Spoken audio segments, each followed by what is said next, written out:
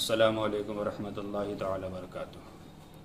الصلاۃ والسلام علیک یا رسول اللہ وعلی آلک واصحابک سیدی یا رسول اللہ صلی اللہ تعالی علیہ وسلم۔ قربانی کے جانور کا کیسا ہونا چاہیے، یعنی کیسا جانور ہو جس کی قربانی کرنی چاہیے اور وہ کون سا جانور ہے جس کی قربانی نہیں ہو سکتی۔ دیکھیے حضرات، جتنا خوبصورت اور اچھا صاف ستھرا جانور ہوگا اتنا ہی اللہ تعالیٰ کو اور اس کے رسول کو بہت زیادہ پسند ہے، لیکن عیب ہوں اگر تھوڑے ہوں تو قربانی تو ہو جائے گی، لیکن عیب اگر لمٹ سے آگے ہو گیا ہے تو قربانی نہیں ہو سکتی۔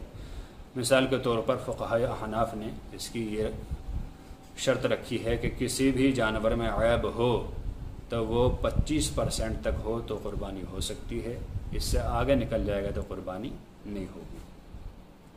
مثال کے طور پر کسی جانور کا سینگ ٹوٹا ہوا ہے یا پونچھ کٹی ہوئی ہے اور وہ اتنی زیادہ کٹی ہوئی کہ 25% سے زیادہ نکل گئی تو قربانی نہیں ہوگی، اور 25 تک محدود ہے یا اس سے کم کٹی ہوئی ہے تو قربانی ہو جائے گی۔ اسی طرح 4 جانور ایسے ہیں جن کے بارے میں حضور نے بالکل خلاصہ کر دیا کہ ان 4 جانوروں کی قربانی نہیں ہو سکتی۔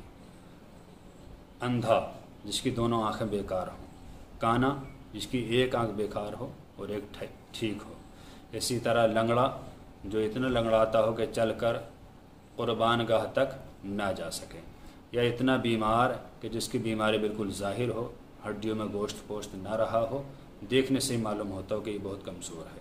یہ 4 جانور اس طریقے کے ہیں کہ ان کی قربانی نہیں ہو سکتی۔ قربانی کے لیے جانور خریدیں تو بہت دیکھ بھال کر خریدیں، کان وغیرہ ٹھیک ہیں کہ نہیں، پونچھ وغیرہ ٹھیک ہے کہ نہیں، تھن وغیرہ درست ہیں کہ نہیں، کوئی کمی تو نہیں، کوئی عیب تو نہیں ہے جس کی وجہ سے شریعت کے اعتبار سے اگر قربانی نہ ہو تو کہیں ایسا نہ ہو کہ ہمارا پیسہ بالکل بیکار جائے۔ اور قربانی صرف تقرب الی اللہ کے لیے ہو، یعنی ہمارے دل میں یہ خیال ہو کہ ہم حضور کی سنت اور اپنا فریضہ ادا کر رہے ہیں اللہ تعالیٰ کی رضا کے لیے، دکھاوا نہ ہو، نام و نمود نہ ہو، ریاکاری نہ ہو، یا گوشت کھانا مقصد نہ ہو۔ اگر یہ مقصد ہوئے تو قربانی ادا نہیں ہو سکتی۔ اللہ تعالیٰ سے دعا ہے کہ اللہ تعالیٰ ہمیں صحیح مسائل سیکھنے کی توفیق عطا فرمائے۔